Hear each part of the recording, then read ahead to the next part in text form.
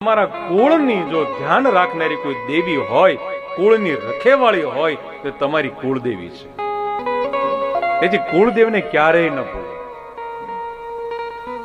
તમારે 12 મહિનામાં તમારા કુળદેવનો મઢ હોય તો ત્યાં હવન થતો તો જવું જોઈએ.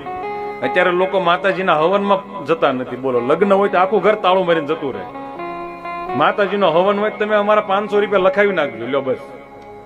નહીં,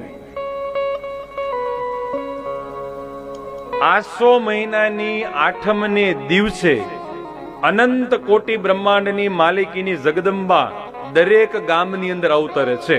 આ માતાજી વરદાન આપ્યું છે, મા ભવાનીએ કહ્યું છે. આસો મહિનાની 8મે તમે જે દેવીને માનતા હો એ દેવીની પૂજા કરવાની, એનો યજ્ઞ કરવાનો. કારણ કે બ્રહ્માંડીય ઉર્જા લઈને દેવી નીચે આવે છે. તે દિવસે આખો દિવસ તમે ઓફિસમાં રહેશો, પછી કાંઈક તકલીફ થશે એટલે માતાજી તરત કહીશું તો તારું કેટલું તારે. થોડુંક ભગવાન માટે કરો, થોડુંક જગદંબા માટે કરો.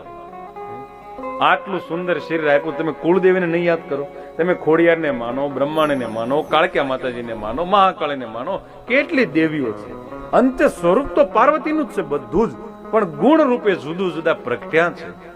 તેથી જીવનમાં સુખી થવું હોય તો કુળદેવીને ક્યારેય ભૂલ